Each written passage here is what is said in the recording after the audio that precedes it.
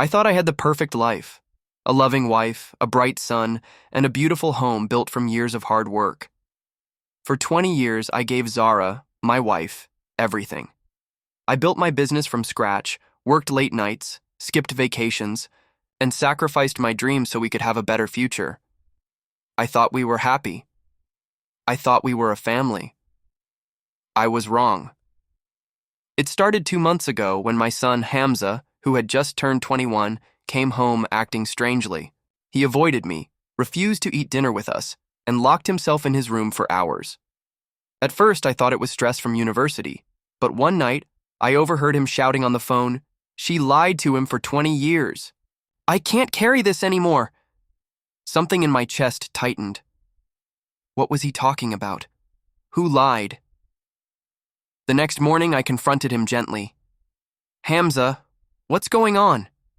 He hesitated, looked at the floor, and finally whispered, "Dad, you're not my real father." I froze. My ears rang.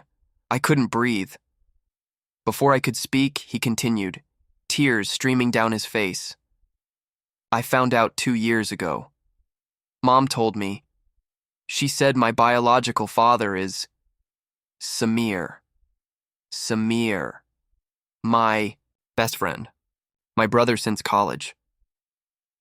Hamza explained that Zara confessed everything to him when he turned 19. She begged him not to tell me. She told him it was a one-time mistake during the first year of our marriage while I was working overnight shifts. But Hamza said something that shattered me completely. "She and Samir, they've been meeting all these years. They never stopped, Dad." My hands trembled. My heart pounded so loud I could barely hear him. For 20 years, my so-called family had been built on a lie. That night, I confronted Zara.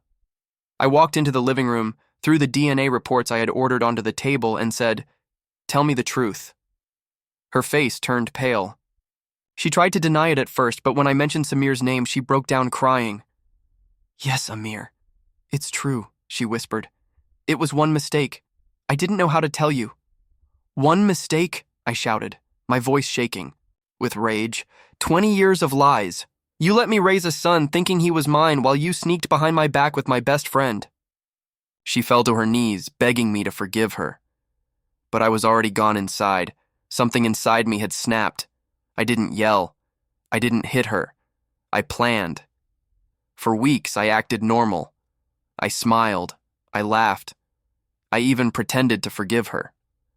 But behind closed doors, I built my revenge piece by piece.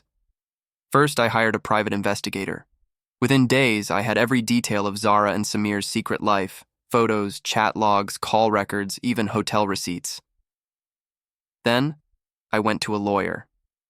Since the house, business, and investments were under my name, the law was on my side. We filed for divorce quietly and prepared documents for full custody of Hamza, but I wasn't stopping there. I waited for the perfect moment, my 45th birthday party. Zara planned a big dinner, inviting all our friends and family. Samir was there too, smiling like nothing ever happened. When everyone raised their glasses for a toast, I stood up.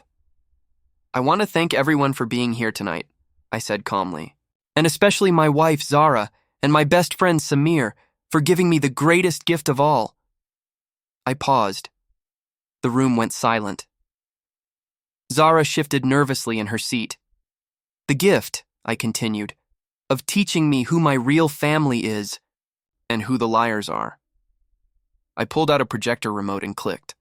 On the wall, photos appeared, Zara and Samir holding hands, kissing, entering hotels together. Gasps filled the room.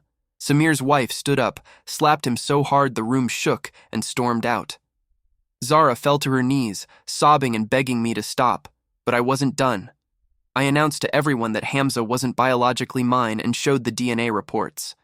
There were screams, whispers, and chaos everywhere. I walked out of that party leaving Zara and Samir exposed in front of everyone who mattered. The divorce was finalized within weeks. I got full custody of Hamza, and Zara was left with nothing. No house, no savings, no comfort. Samir's wife divorced him, took the kids, and his business collapsed after I exposed his betrayal to his clients. As for Hamza, I told him something he'll never forget. Son, blood doesn't make a father. Love does. You're mine, always. He hugged me and cried. That's when I knew I'd already won. 2 years later, I'm thriving. My business has tripled. Hamza is excelling at university, and Zara, well, she lives in a small rented apartment, working at a boutique for minimum wage. Samir? He's alone, broke, and hated by everyone. I don't speak to either of them. I don't need to, because the best revenge is living better than they ever dreamed. I didn't lose a wife or a friend. I lost 2 liars and I gained my freedom.